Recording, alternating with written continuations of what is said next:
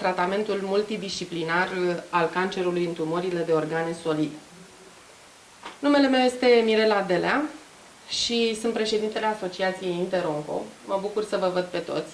INTER-ONCO este o organizație non-guvernamentală care își propune să aducă noutăți în orașul nostru pe teme medicale. Și aici mă refer la activități de informare medicală, în primul rând. INTER-ONCO is a NGO. Is a non-governmental association that helps to inform people regarding diverse health problems. Indeed.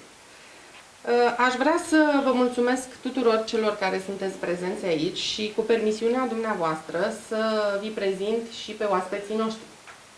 I would like to thank everyone present here today, and I would also like to present to you our honorable guests. Voi începe cu domnul dr. Maier Turan, șeful Departamentului Internațional de Servicii Medicale al grupului Medicana Health. Welcome. Domnul profesor dr. Fatih Alar, specialist în chirurgie oncologică și chirurgie robotică. Dumnealui este pentru a patra oară participant invitat la seminariile noastre. So I would like to present to you Dr. Mahir Turan, Professor Dr. Fatih Alar. Yes. And Professor Doctor, doamna profesor dr. Turkan Öztürk Topçu, specialist în oncologie, teste genomice și imunoterapie. Toți reprezintă grupul Medicana și vreau să le mulțumesc pentru faptul că astăzi împărtășesc din experiențele dumnealor, că sunt alături de noi și ne prezintă tehnici moderne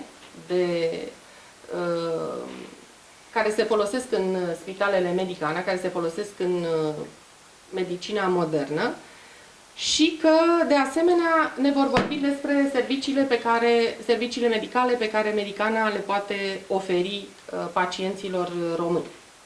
I would like to thank them for being here with us today and for sharing their knowledge about health problems and the new services for treating these diseases.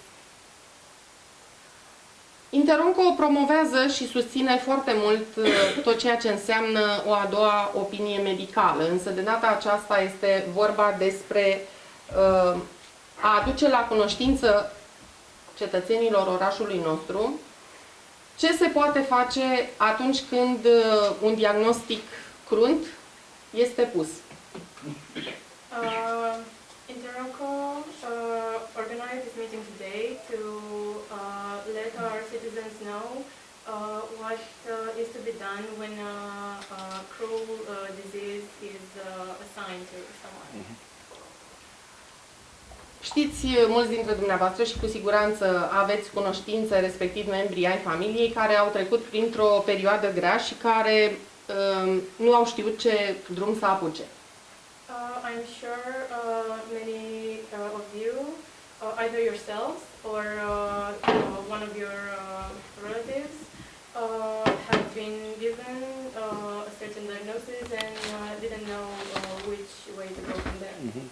Vă spun din proprie experiență că o a doua opinie contează foarte mult, că este important să primești părerea unui specialist care să te îndrume pe calea cea bună și o astfel de oportunitate li se va oferi constant giurgiuvenilor. I speak from experience when I say that a second opinion from an expert is very important for taking the right path from there on. O a doua părere medicală face diferența între viață și moarte. A second medical opinion makes the difference between life or death. Astăzi, în cadrul seminarului, vom avea prezentare din partea domnului profesor Fatia Alar și din partea doamnei profesor Topciu, după care aceia dintre dumneavoastră care doresc să rămână la discuții sunt invitați cu mare bucurie, alături de ilustrii noștri invitați, să spună câteva cuvinte, să adreseze câteva întrebări. Noi vă stăm la dispoziție în această după-amiază. Professor Dr. Fatia Alar and Professor Dr. Topciu will have, each of them will have their own presentations, and those of you who want to discuss with the doctors after the presentations are free to do so. Acum aș vrea să dau cuvântul domnului dr. Mahir Turan, care vă va prezenta ce reprezintă Medicana și ce poate face Medicana pentru cei care au nevoie de ajutor. First of all, I would like to start by expressing how happy we are to be here, and I would like to thank to you and to INTER-ONCO administration and also everyone who ever participated in the organization of this meeting.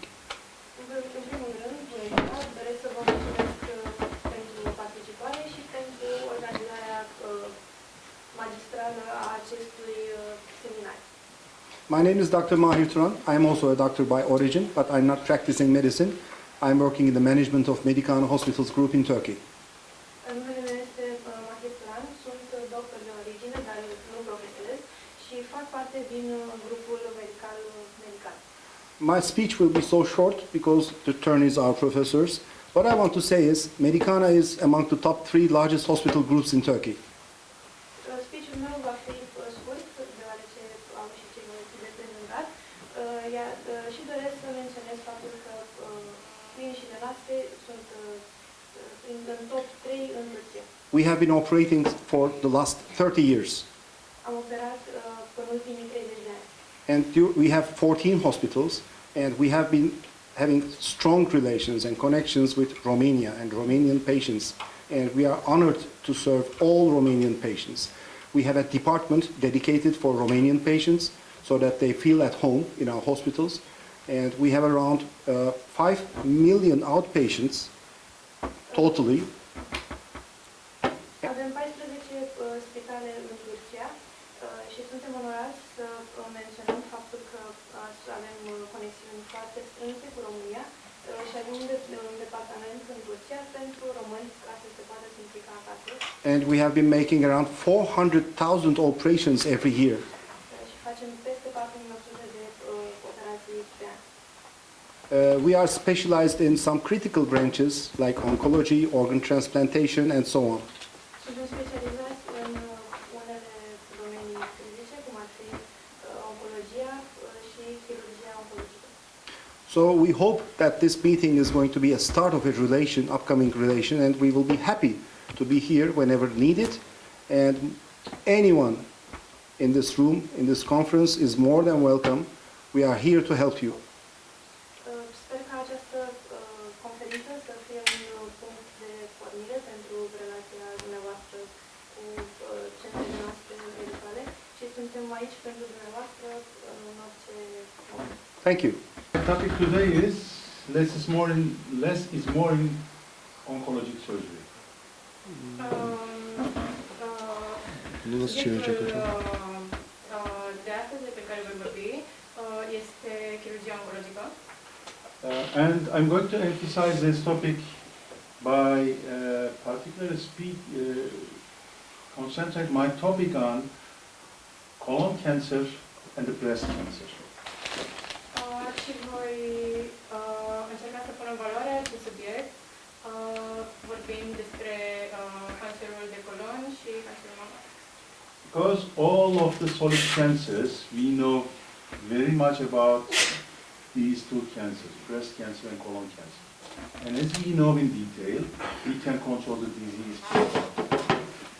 Pentru că știm foarte multe informații despre aceste două forme de cancer și atunci putem să luăm măsuri pentru a le ține sub control. I'm doing surgery for more than 35 years, and from my residency training to that time, there are huge developments in surgical procedures and in molecular understanding of tumor biology. Sunt chirurg de 25 de ani și pe această perioadă au apărut foarte multe progrese în chirurgia imunologică. And we learn how badly affect the major trauma in cancer patients. So as much as we can do, we try to bail out major surgeries and we go for minimal invasive surgeries. Great. Și prin aceste intervenții chirurgicale încercăm să vindecăm sau să eliminăm formele. Okay. In medical attaché nowadays, I do almost 70% of abdominal cases, from gastric cancer to colon cancer, stomach cancer to large bowel cancer, from gallbladder cancer to small bowel cancer, from spleen removal to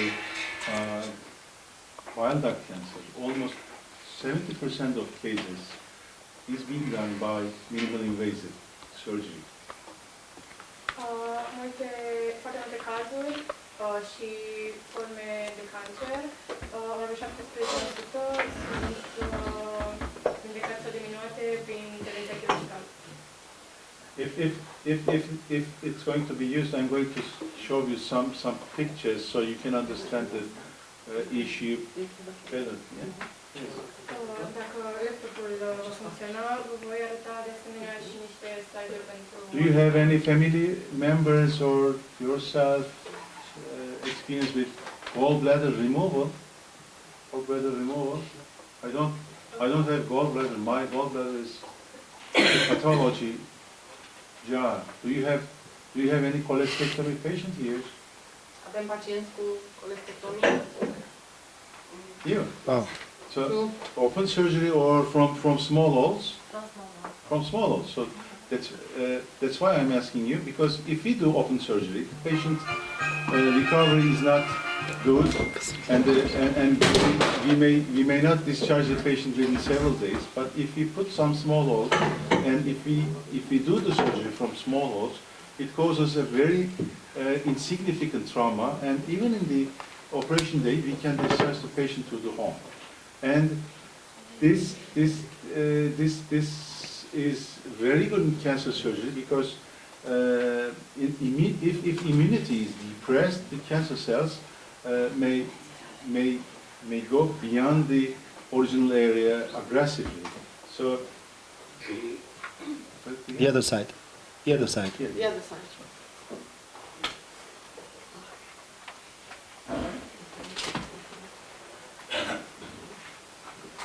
Hocam mouse'u kullanabilirsiniz. şuradan kullanalım. Kimin masa üstünde var mı? Benimkisinin masa üstünde var. Yok, indirmem lazım. I think it's going to work. I'm happy. Şuradan nasıl gideceğiz Maya'cığım? Görünüyorsunuz zaten hocam. Bak şu gideceğim şimdi. Yes. So, we learned that major trauma causes immunodepression. And immunodepression has a very detrimental effect on tumor biology.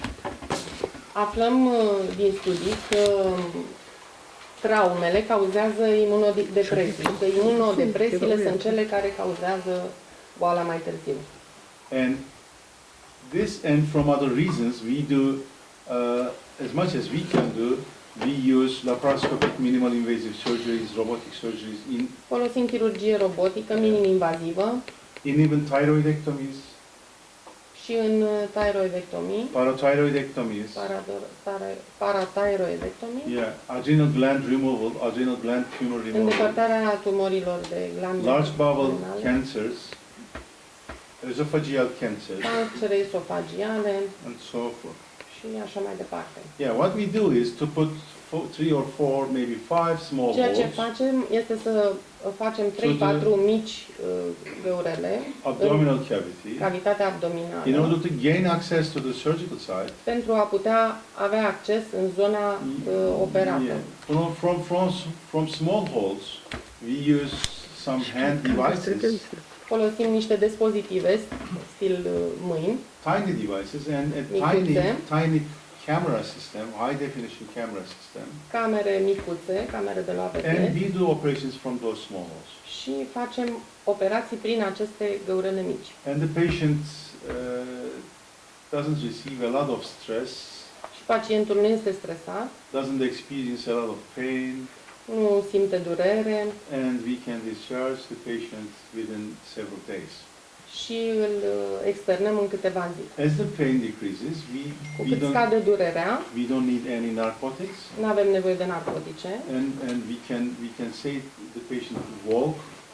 îl putem trimite pe pacient la serviciu, As the patient walks, the bowel movements begin, începe și organismul să pună în funcțiune and the bowel, if the bowel movement begins, we can feed the patient. și dacă organismul funcționează și pacientul poate fi This hrănit. is what we say fast recovery after surgery. Asta denumim noi recuperare rapidă după operație. Yeah. If the patient stays at the hospital for a Dacă longer period of time, pacientul rămâne în spital pentru o perioadă mai mare de timp, this may cause some hospital-acquired infections, which is poate, very bad. poate căpăta anumite infecții în spital care fac rău. My topic was, as you remember, less is more. Mai puțin este mai mult, acesta este subiectul meu. If we do small holes, the post-op recovery is faster. Prin aceste găurele pe care le face robotul, recuperarea e mai rapidă. Daily routine is quicker, return to daily routine is quicker. Revenirea la rutina zilnică este mai rapidă. Intensive care unit and total hospital stay is less. Întreaga spitalizare durează mai puțin și îngrijirea de la intensive care, adică terapie intensivă, Pain is durerea este minimă. cosmetic results are very good. Rezultatele cosmetice sunt foarte bune, sunt superioare. More important than everything, it's oncologically safe. Cel mai important este faptul că este sigur din punct de vedere oncologic. Now I'm going to explain the things with my previous patients. This is a minimal invasive thyroid case. Câteva dintre cazurile mele. Some anatomical structures are de tiroidă. better visualized with high definition cameras. Există o vizualizare mai bună cu camere de înaltă funcționare. Câteva imagini. So we can better preserve the nerves. Putem păstra mai bine nervii. Here, nerve. Here. And the post-op course is very good with very small incisions. This is the conventional. Incizii foarte mici. This is the conventional thyroid incision, Aceasta este almost 10 cm. incizia convențională a operației de tiroidă, aproape 10 cm și minim invazivă.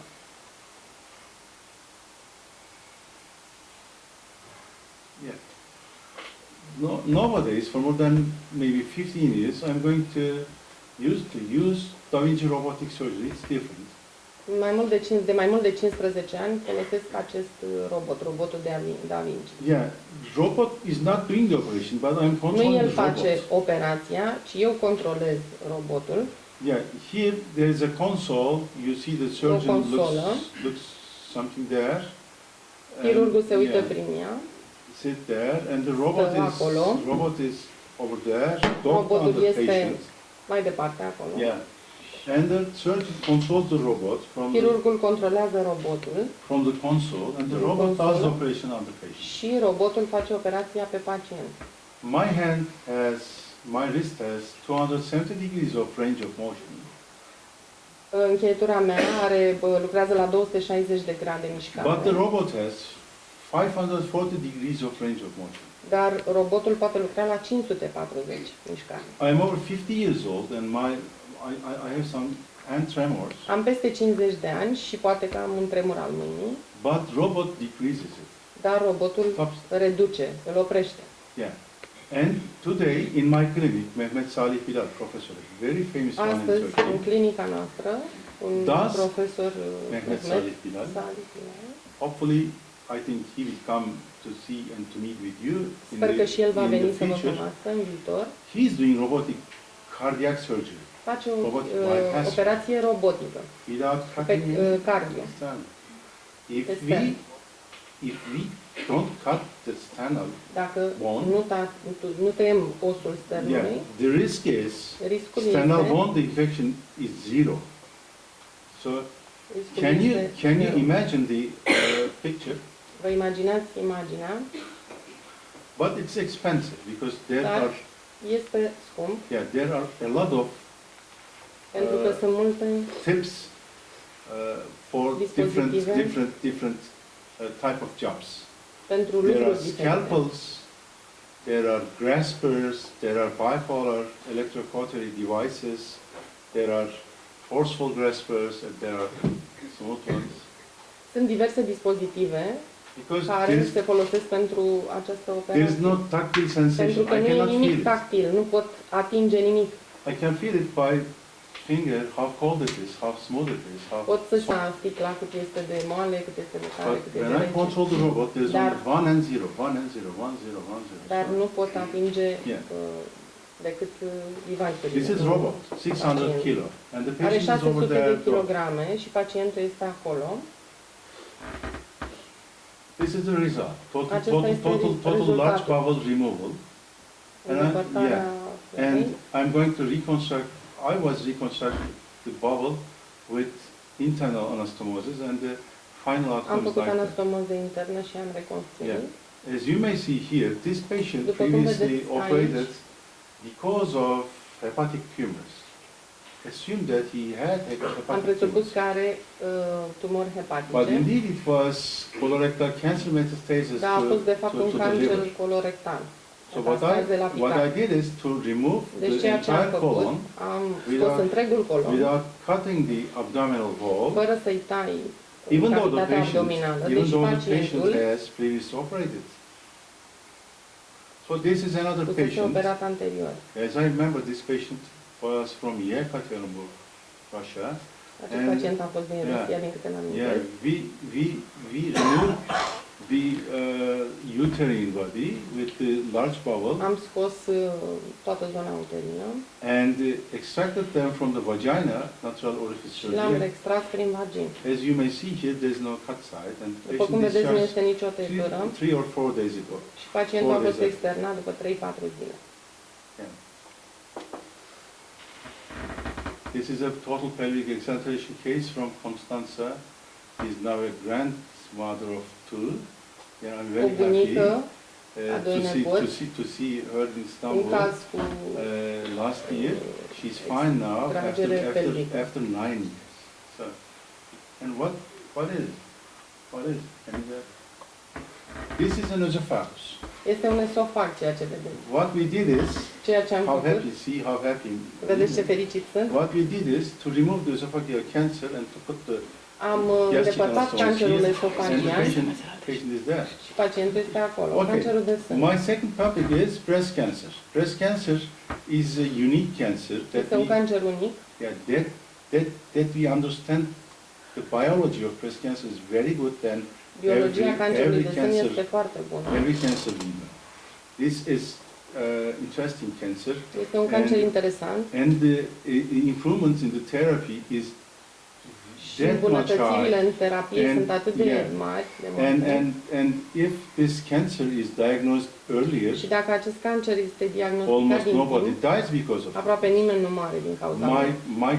my oncologist colleague will describe the Colega mea, doamna genomics, oncolog, va the descrie improvements in molecular medicine în and noutățile în medicina precision moleculară, precision medicine in breast cancer Și- therapy. medicație precisă But în what I am going to cancerul de explain sân. to you is, Ceea ce vă voi explica este, less is more is also important in breast cancer mai puțin surgery. este mai mult. Este valabil și în cancerul de sân. Sometimes we are, as oncoplastic surgeons, urged to remove entire breast Uneori, noi, ca și chirurgi oncoplastici, suntem tentați să îndepărtăm and sânul reconstruct a new și să breast reconstruim unul nou, or breasts, but it's not as good as nu este atât de that, bine. we say. This patient has bilateral removed breast cancer. Această breast pacientă a avut Yeah, cancer la ambii sâni and the breasts are constructed with the și sânii sunt Implants. reconstruiți cu implantul. yeah.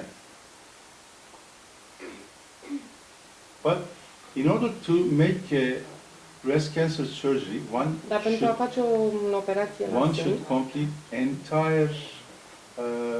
entire studies, entire learning experience in dedicated trebuie să-ți duci la bună îndeplinire centers. studii. This case is not a aesthetic Acest caz nu este unul estetic. case, bilateral breast cancer, Cancer bilateral. which treated with inverted T-scar mammoplasty. As you may see, this is an Sub forma oncology unei mamoplastii and plastic sub formă T. surgery cases, and this is the third month after surgery. 3 luni după operație. And this case is, as I remember correct, cum was from mi-amintesc la acest Krasnodar, Din Russia. Krasnodar, Rusia. yeah. And what we did is to remove the breast cancer Ceea ce am făcut noi a fost să îndepărtăm cancerul de sân and do the symmetry surgery to the other side, and this is the picture of day post-op one.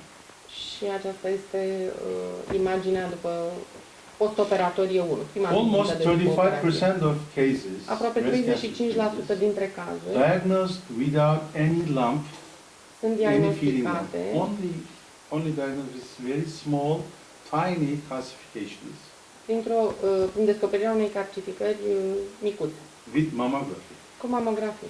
What we do is to put a needle, Ceea ce facem noi as este you may să see there, needle, and we remove those înțepăm calcifications punac by doing needle-guided open incisional biopsy. It is într-o a technique of biopsie surgery. ghidată Yeah, pinac. yeah. And if the pathology reveals cancer, Și dacă patologia arată că este this cancer, patient acest will not pacient die because of this cancer. nu va muri So, din cauza acestui cancer.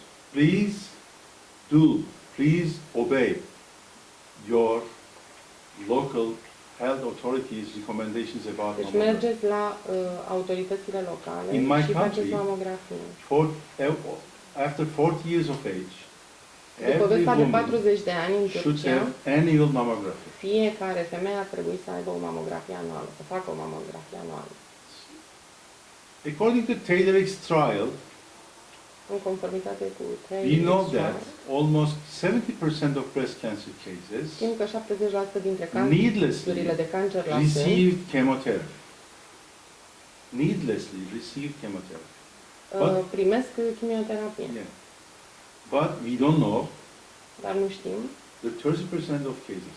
cele 30% dintre cazuri. My oncologist colleague will Colega mea, doamna explain you oncolog, va about explica oncotype VX or other prognostic scores, despre anumite scoruri which pe care și describes us DX, which care patient descriu needs chemotherapy care or pacient are nevoie de in which chimioterapie patient can chemotherapy be și la cancelled. care dintre ei chimioterapia poate fi anulată, nu se face chimioterapie. So I would like to stop my talk here, Îmi opresc discursul aici and I would like to hand over my talk to Professor Dr. și dau cuvântul doamnei profesor dr. Turcan. Please. My name is Dr. Turcan. I am medical oncologist in Medicana Hospital. Mă numesc dr. Turcan Tociu. Sunt oncolog în clinicile noastre din Turcia, Medicana. Medicana. Firstly, I would like to Nobody say is thank hearing. you Nobody is hearing our voice. for coming here to listen us. Doresc să vă mulțumesc pentru primirea caldă în Giurgiu. And really, I am happy to be here having you and giving you information about cancer. Mă bucur că vă prezint și că vă avem aici. Și aducem noi informații despre cancer. Today, firstly, I will give some information, general cancer information, then I will talk a little bit cancer treatment. Voi prezenta prima dată informații generale despre cancer și după vom trece la anumite domenii puțin mai specifice. As you know, cancer is one of the most common diseases in the developed world. Cancerul este unul dintre cele mai comune boli din lumea dezvoltată.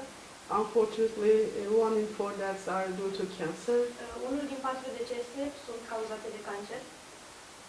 and as you know, breast cancer, lung cancer, and colon cancer is very common. Cancerul mamar, colorectal și pulmonar sunt cele mai comune. Normal body cells grow, divide, and die in an orderly fashion. Celulele corpului normale se divid, cresc și mor în mod normal, într-un mod organizat. Bone cancer cells, unfortunately, are different because they don't die. They just continue to grow and divide in a disorderly fashion. Celulele canceroase sunt diferite, deoarece acestea nu mor, sunt într-o creștere continuă și dezvoltare continuă, nu într-o manieră destul de ordonată, aș putea spune într-o manieră haotică. In women, breast cancer is the most common cancer. La femei, cel mai comun tip de cancer este cancerul mamar. In men, lung cancer is the most common one. Cel mai comun tip de cancer este cancerul pulmonar. There are a lot of causing agents can cause cancer, such as genetic factor, hormonal factor, and environment factors. Există mulți factori de risc, cum ar fi riscurile hormonale, genetice sau chimicalele din mâncare sau fel virale. Every cancer different each other, Fiecare cancer este diferit față de un alt cancer. and every person's cancer is also different. For example, 2 different people have same type cancer, lung cancer, or general cancer. Tocmai de aceea trebuie să tratăm fiecare pacient în funcție de ce are nevoie, nu să mergem după un protocol prestabilit. I cover woman cancer, ovarian endometrial, and skin cancer, colon and rectum cancer, prostate cancer, and breast cancer. Usually, in daily practice, I see colon, breast, and lung cancer. Mă ocup de diferite tipuri de cancer, cum ar fi cancerul mamar, pulmonar, colorectal, de vezică urinară, dar de obicei mă ocup într-o manieră zilnică de cancerul de colon. I am oncologist. I am giving my treatment based on pathology results and genetic results. Sunt un oncolog care dă tratamente în funcție de genetică și de patologia bolii. And before giving the treatment, usually we do statements for cancer, and what is the stage, which type of cancer, what is the characteristics of cancer. This kind of information is very important for us to give the right and best treatment. Înainte de administrarea tratamentului, stabilim caracteristicile cancerului, cum ar fi stadiu, grad, ce fel de cancer este, dacă are origini genetice sau nu. And we follow the patient or how to understand how patients' cancer respond to treatment. We check the MRI or computerized tomography scan. Facem și examinări tomografice sau RMN-uri pentru a localiza cât mai bine tipul de cancer. The other method is PET. We can scan all of the body. Acesta este un scan pentru tot corpul, îi spune PET scan. We use chemotherapy and radiation therapy, targeted cancer treatment, cell-based immunotherapy, and targeted therapy we use. Folosim chemoterapie, radiologie, tratament de cancer țintit și imunoterapie. Okay. Now we are really happy. I am really happy because new treatment is really successful to treat cancer. Usually targeted treatment and I'm sorry. I don't know. Whose phone is it? Maybe It's not mine. the other one. I'm sorry. I don't know. I'm not sure.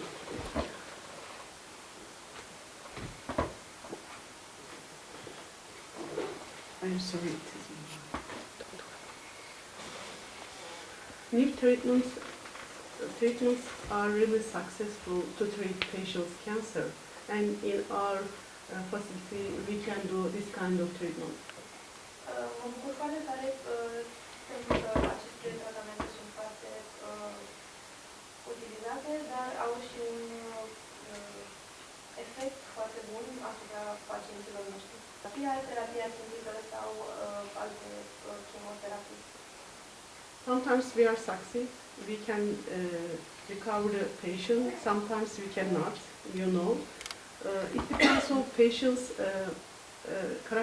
characteristic of his cancer, her cancer. Sometimes they answer really good, but unfortunately sometimes we cannot success. Cum puteți ști, putem salva unii pacienți care răspund la tratament, pe alții nu, din păcate. Depinde de caracteristicile cancerului pe care îl au și de gradul acesta. If a patient can come us for treatment in early stage, our success will be better.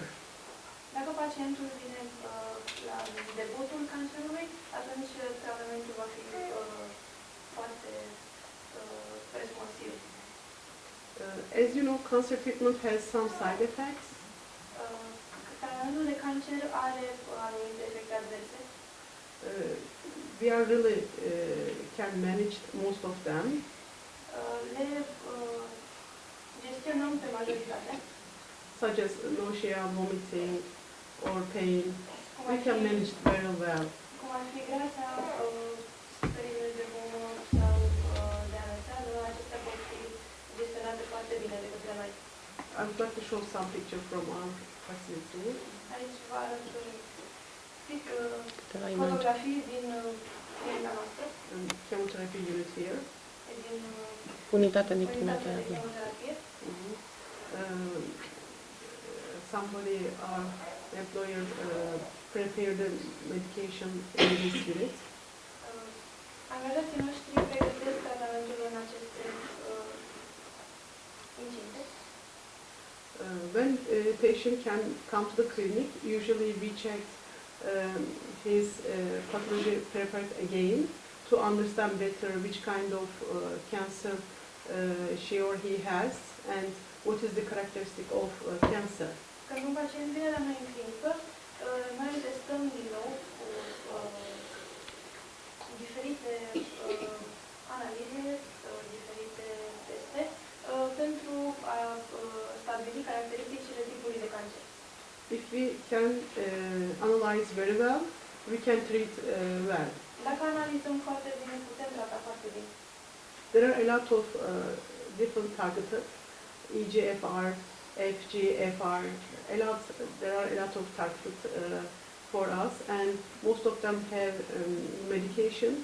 We can give patient if patient's cancer is available for this kind of medication. Urmărim diferiți factori pe care îi găsim în tipurile de cancer și astfel putem trata foarte bine cancerul. And the other treatment is immunotherapy. Immunotherapy treatments are very common in Turkey, and almost all of immunotherapy medication we have in our country. So we feel like we can help people about this kind of treatment. Un alt tip de tratament este imunoterapia, care este foarte comună în Turcia, o folosim foarte des și majoritatea pacienților răspund la aceasta. And the other treatment method is radiotherapy, and we have a really good machine in our facility, and our radiation doctor help us very well. Avem de asemenea și radioterapie, avem un aparat care realizează radioterapia la noi în clinică, care dă rezultate foarte bune. We are doing tumor board regularly, one times in a week, with surgeons, Dr. Fatih, and pathologist and surgeon, radiation oncologist and the other surgeon. We are doing tumor board together. De obicei ne unim forțele pentru a stabili pentru un pacient tratamentul cel mai bun va fi Consiliul tumorii. Consiliul tumoral. And we know multimodal therapy is the best for our patients.